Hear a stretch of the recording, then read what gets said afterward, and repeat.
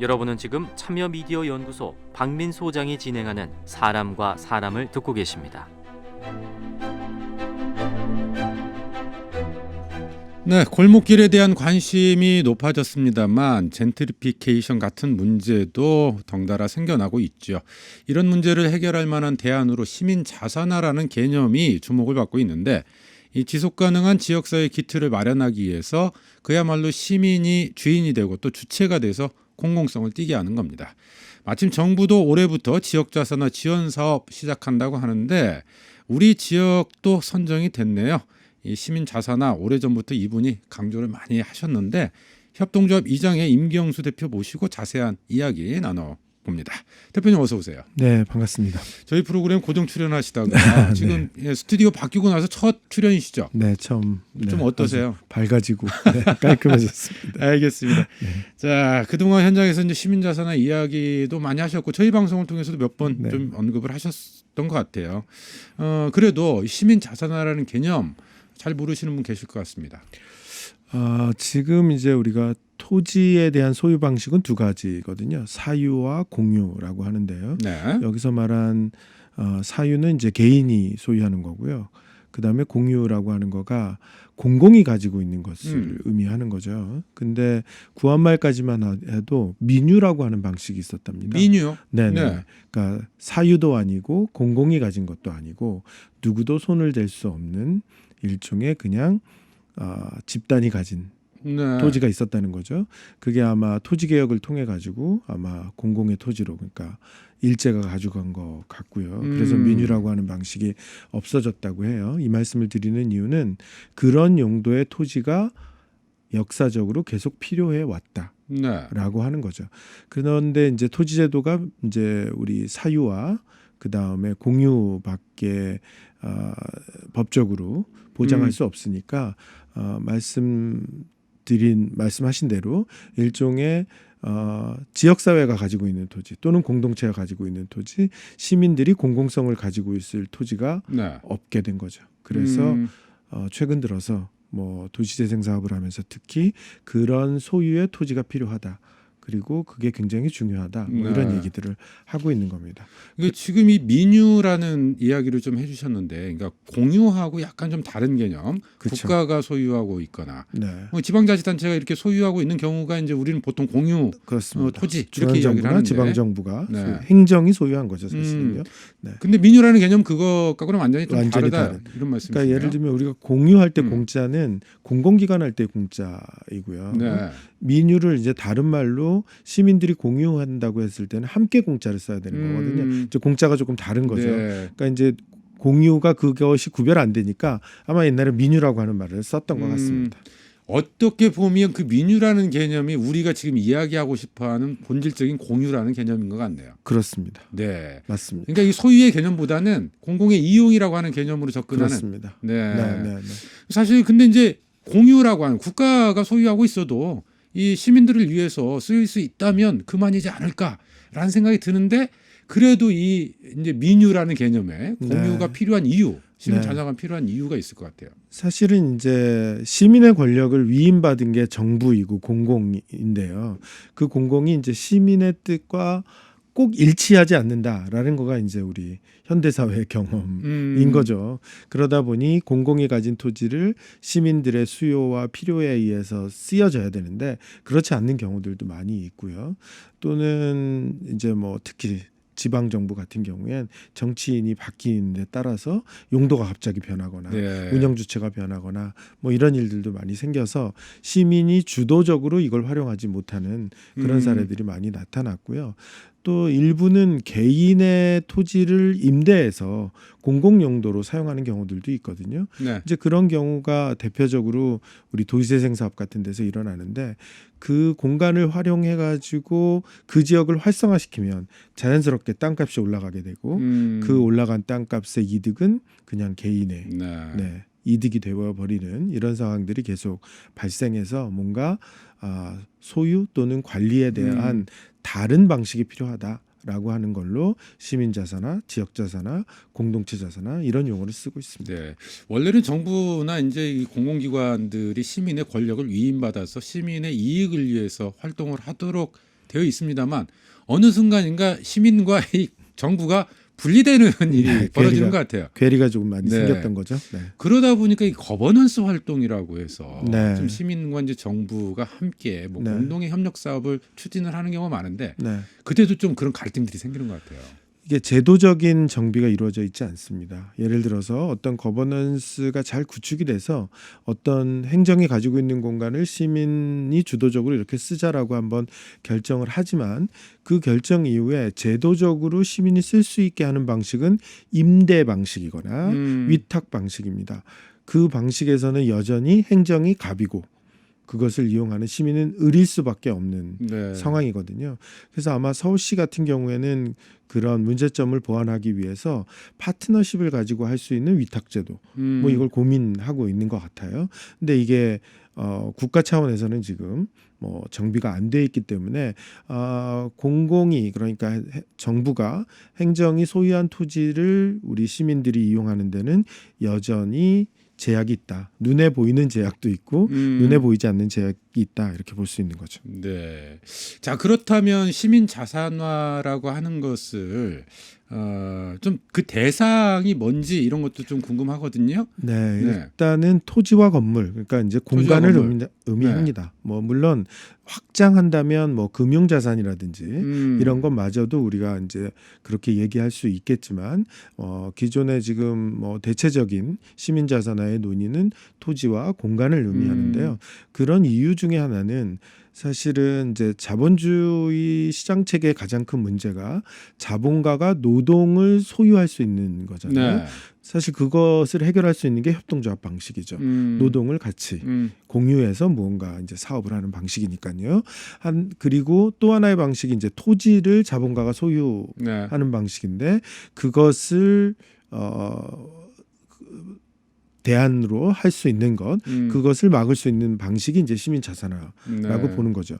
근데 이제 금융 같은 경우도 이제 문제 중에 하나인데요. 그런 문제들은 우리가 흔히 얘기하는 사회적 금융, 뭐 신협이라든지 뭐 이런 걸로 또 대안이 있는 거죠. 사실은 지금 말씀드린 대로 노동의 소유의 문제 또는 금융의 소유의 문제 그 두 가지 문제에 대한 대안을 우리 사회가 사회적 경제를 하면서 지금 가지고 있습니다. 네. 한데 토지의 소유 문제와 관련된 대안을 충분히 지금 만들어내지 못한 거죠. 그래서 지역자산화가 그런 측면에서도 의미가 있고 또 그런 측면에서 지역자산화가 토지와 공간에 집중하고 있다. 이렇게 네. 보시면 될 것 같습니다. 그동안 이제 시민 자산화 이야기를 하면 주로 이제 환경단체 등에서 이 보호에 대해 그 네. 환경적 가치가 있는 네, 것 네, 네. 이런 부분들이 이제 함께 사서 그 이제 대대순순 좀 보존하자. 네, 네, 네. 좀 이런 게 많이 알려져 있었는데. 이른바 네. 이제 트러스트 운동이라고 하죠. 그래서 보전적 가치가 있는 데를 행정이 잘 보전하지 않으니까 시민들이 나서서 그냥 보전하는 운동인데요.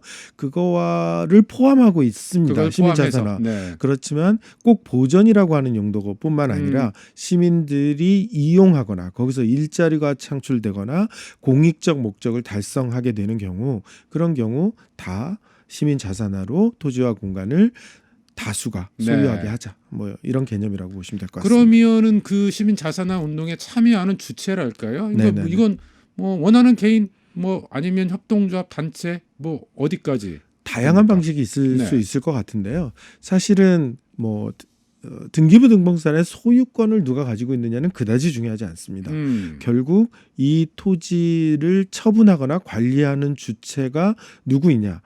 한 사람의 개인에 속한 거냐 또 하나의 법인에 속한 거냐 아니면 공공이 아닌 다수의 의사결정에 의해서 이것이 관리되거나 처분될 수 있다면 다 시민자산화라고 볼 수 있는 거죠. 네. 그러니까 뭐 예를 들어서 어떤 토지를 개인이 가지고 있는데 그 개인이 어떤 사회적 기업에 신탁을 했고 네. 그 신탁에 의해서 신탁의 조건에 지역자산화를 도모해야 되고 또 그 지역자산화에서 시민들의 의견을 충분히 들어야 된다. 뭐 이런 조건들을 만족한다면 그것도 시민자산화 사업을 한 거라고 볼 수 네. 있겠죠. 그러니까 토지의 소유와 관리, 소유는 중요하지 않고 관리와 처분을 과연 누가 할 수 있는 거냐, 그 권한이 누구한테 주어진 네. 거냐라고 하는 관점이 제일 중요한 관점이죠. 그러니까 개인이 그런 선의를 가지신 분들이 계실 수 있어요. 근데 소유권은 자신이 가지면서 그렇습니다. 이게 자유롭게 좀 활용해. 그렇습니다. 이런 것들도 있을 수 있지만 그렇죠. 이게 말씀하신 걸 보니까 사회적 기업이라든지 협동조합이라든지 또는 그런 특수 법인 여기에 신탁을 해서 네.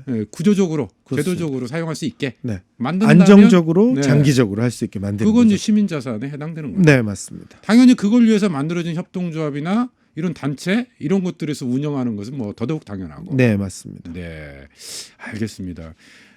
근데 사실은 이게 이제 현실적인 문제도 여러 가지 있을 수 있을 것 같아요. 이게 사실 사유재산과 관련되어 있는 문제다 보니까 세금 문제도 있고 그렇습니다. 또 이해관계도 경합하고 갈등도 생기고 정작 성공하는 사례가 얼마나 될까 네. 이런 걱정도 되는데 네. 실제로 어떻습니까? 해외에서 뭐 성공 사례가 많이 있습니까? 뭐 외국에는 성공 사례가 굉장히 많이 있고요. 뭐 가장 많이 알려진 사례는 뭐 영국 북부에 지역 주민들이 잘 애용하던 우리 술집 펍이라고 하죠. 여기 있는 주인이 나 이제 그만 장사해야 되겠다라고 얘기하니까 주민들이 돈을 모아가지고 그냥 샀죠. 이래서 이제 시민자산의 대표적인 사례로 알려져 있고요. 뭐 일본의 어떤 마을 관광지에 유리 공방을 내는 걸 주민들이 돈을 모아가지고 산 사례도 있고요. 아주 자본이 많이 든 사례는 덴마크의 망한 조선소에 네. 크레인이 있거든요. 그 크레인 전체를 호텔로 만들기 위해서 시민들이 돈을 모았고 그거에 상응하는 돈을 정부가 투자를 해줘서 그걸 호텔로 만들었습니다. 그러니까 크레인 위에 호텔방이 있는 거죠. 네. 아찔하겠네요. 네. 그러니까 그런 형태도 우리나라도 있습니까? 성공 사례들이? 지금 아주 작은 사례들이 뭐 만들어져 왔습니다. 그래서 시흥에서는 시흥시가 일종의 공간을 매입하고 그 공간을 사회적 기업한테 운영하게 해서 시민들의 수요에 맞춰준 사례들이 있었고요. 또 서울 광진구 같은 경우에는 시민단체들이 모여서 건물을 사서 시민단체들이 다 입주해서 쓰는 뭐 이런 사례들이 간혹 있어 왔었는데요. 네. 도시재생 사업을 하면서 이제 그런 수요들이 훨씬 더 많아졌고 그래서 아마 정부도 이런 사업들을 좀 본격적으로 해야 되겠다 이런 생각을 하게 된 것 같습니다. 네, 사실 이제 앞에서 민유라는 말씀을 하셨습니다만 예전에 마을 같은데 보면 이 개인의 소유는 아니지만 누구에게나 필요한 공간이라는 게 있는 거잖아요. 맞습니다. 네, 함께 사용할 수 있는 네. 거기에 특정한 개인 특정한 소유권을 지정하지 않고 네. 함께 자유롭게 이용할 수 있는 공간, 네. 네, 그런 것들을 좀 만들어내는 게 필요한데 앞서도 이제 소유는 그다지 중요하지 않다 이런 네. 지적도 좀 하셨고 네. 그러면 지방자치단체든지 정부가 적극적으로 개입도 할 수 있는 거 아닙니까? 있습니다. 네. 네. 사실은 이제 행정이 가지고 있는 토지를 그런 방식으로 활용할 수 있게끔 해주면 그게 가장 좋은 거죠. 또는 시민들이 원하는 어떤 토지와 공간이 있을 때 그 공간을 매입하는 비용을 지원해 줄 수도 네. 있습니다. 런던시 같은 경우가 시민들이 지역 자산화와 관련해서 우리가 이런 프로젝트를 하겠다라고 하면 시민들 모은 돈만큼을 시가 투자해주는 이런 제도가 있어서 뭐 20몇 개의 프로젝트가 만들어졌다. 뭐 이런 사례들을 제가 보기도 했는데요. 여하튼 정부가 해주면 가장 좋죠. 네. 일단 현재 우리 제도상은 공공이 가진 토지를 민간단체한테 비영리 민간단체에 신탁하는 게 불가능합니다. 그게 아예 불가능합니다. 네, 주식회사만 가능합니다. 개발 사업을 하느라고 아마 그렇게 만들어 놓은 것 같고요. 제도적으로 공공이 가지고 있는 토지를 활용하는 것이 지금 약간 제도적인 허점이 네. 조금 있는 셈이고요. 또 마찬가지로 정부가 투자하는 것도 제도적으로 보장되어 있지 않습니다.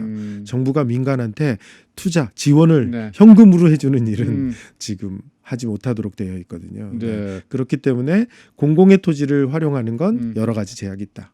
그럼 이번에 사실 이제 행정안전부가 지원 사업 맞습니다. 펼치기로 했다는 네, 거잖아요. 네. 그럼 그 사업은 어떤 거예요? 그런 이제 일종의 제도적인 문제가 없이 할 수 있는 방법은 융자를 해주는 겁니다. 융자 네, 방식. 그래서 네. 이 사업은 지역자산화 지원사업이라고 하는 이름을 달고 있고요. 그래서 신용보증기금이 보증을 해주고 그 보증의 방식에 행안부가 관여해서 그 보증이 원활하게 일어날 수 있도록 네. 행안부가 지원을 하는 거고요. 그 대신 저리의 이자로 1년 거치 9년 상환으로 네. 지원을 해주는 게 이 사업입니다. 그것만 해도 어디냐 이런 생각이 들기도 하면서도 한편으로 아쉬움도 좀 있네요. 네, 그렇습니다. 그래서 이번에 행안부 사업에 지원 사업에 선정된 곳이 네. 전북 지역에도 있죠? 전국에 20개쯤 되고요. 네. 전북 지역에는 지금 2군데입니다. 하나가 전주시에 있는 전주의료복지사회적 협동조합이 건물을 매입해서 여러 시민단체, 자활이나 시니어클럽하고 공동 이용하겠다라고 하는 사업이 있고요. 이제 저희 동네에서 몇 개 협동조합이 모여가지고 청소년과 청년들이 활동할 수 있는 공간을 이제 공유해서 만들어보자라고 하는 고산다움 협동조합 프로젝트 2가지가 지금 선정이 됐습니다. 네. 그러니까 대표님이 지금 활동하시는 고산 지역에서 네네네. 이제 선정이 됐는데 네. 이 고산이라고 하는 곳이 여느 다른 농촌하고는 좀 다른 네. 이 독특한 좀 특징이 있는 것 같아요. 네. 뭐 굉장히 많은 활동들이 있습니다. 그러니까요. 네, 그래서 뭐 어떤 대표적인 단체가 고산 지역의 전체를 아우르면서 어떤 일을 해나가는 게 아니고요. 굉장히 다양한 주민 주도의 단체들이 있습니다. 예를 들어서 벼농사를 함께 짓는 모임도 있고 토종 씨앗을 받는 주로 여성들이 많은 그런 모임들도 있고요. 또 교육을 고민하는 학부모들이 모여 있는 단체들도 있고 뭐 굉장히 많은 단체들이 그렇게 느슨하게 네. 연계되어 있고 서로 뭐 경쟁도 조금 하지만 서로 협력하면서 다양한 일들을 하고 있는 거죠. 귀촌하신 분들이 좀 많은 게 영향을 미쳤습니까? 가장 큰 영향을 끼친 건 아마 사무초등학교가 혁신학교가 되면서 아이들을 그 학교에 보내려고 들어온 좀 젊은 부부들이 조금 있었고요. 네. 이후에 이제 커뮤니티 비즈니스 사업 뭐 이런 걸 하면서 귀촌인들이 좀 많아졌고 최근에는 뭐 청년들이 굉장히 많아져서 네. 네. 아니 독특한 사례예요. 네, 농촌에서 그렇습니다. 청년들이 늘어나는 지역을 찾아보기가 어렵잖아요. 네. 그래서 고산다움에서 이 지원 사업에 선정이 됐고 네. 구체적으로 어떤 활동 계획들을 준비하고 계십니까? 일단 아까 청년들이 들어오고 있는 거랑 연관이 되어 있는데요. 청년들이 저희 동네에 들어오면 일단 주거와 일자리를 원합니다. 그런데 그 주거가 일종의 2년 임대차 계약을 하는 주거가 아니고요. 잠시 머무를 수 있는 주거를 원하거든요. 그걸 제공해 줄 데가 없는 거죠. 이 친구들이 만약에 3개월이나 5개월 있다가 여기가 아닌가 보다 하고 떠나면 2년 임대차 계약이 있으면 떠나더라도 월세를 계속 부담해야 되는 그런 일종의 불합리성이 있는 거죠. 그래서 우리가 흔히 얘기하는 보증금 없는 달방이 필요한 겁니다. 네. 그리고 일자리도 책임감이 많지 않은 일종의 뭐 의료보험이나 이런 게 들어가지 않더라도 사대보험이 들어가지 않더라도 안정적으로 알바할 수 있는 특정 기간에 이런 일자리를 원하고 있는 거죠. 네. 그래서 청년들이 그렇게 기거할 수 있고 그런 일들을 모색할 수 있는 공간들을 좀 만들어보자 하는 거가 이 프로젝트의 내용입니다. 알겠습니다. 여러 가지 좀 과제도 남아 있을 것 같아요. 뭐 지속성도 고민해봐야 되고 네. 확장성에 대한 고민도 있어야 될 것 같고 네. 지방 정부가 직접 그 사업을 하는 것과 또 협동조합 시민들이 하는 것의 차이는 뭔지 네. 이것도 좀 고민을 해봐야 될 것 같고. 네. 뭐 복잡하긴 네. 한데요. 그냥 뭐 다 답변을 드리지 못할 것 같고 일단 뭐 저희 쪽의 가장 큰 문제는 이제 저희는 5억까지 융자가 되는 사업인데요. 네. 3억 정도를 빌리기로 했는데 사실은 절이라고 해도 이런 활동을 하는데 이자가 만만치 않고 그렇겠죠. 또 원금을 상환해야 되는 부담이 있어서 그 부분을 어떻게 확보할 수 있을 것이냐 하는 거가 가장 큰 숙제 중에 하나고요. 원하건대는 그 협동조합에 사실은 많은 분들이 펀딩을 해줘서 원금 상환의 부담을 조금 줄이고 그 다음에 이자도 사실은 그 공간에서 만들어진 상품으로 현금화하지 않고 우리가 리워드라고 하는데요. 네. 이렇게 하는 방안들이 원활하게 이루어지기를 희망하고 있습니다. 네. 중간쯤에 한번 더 모셔가지고요. 네네네. 네. 그때 좀 생기는 문제들, 고민들 네네네. 함께 나눴으면 좋겠네요. 네네네. 네. 오늘 말씀 여기까지죠. 고맙습니다. 네, 감사합니다. 네. 협동조합 2장의 임경수 대표였어요.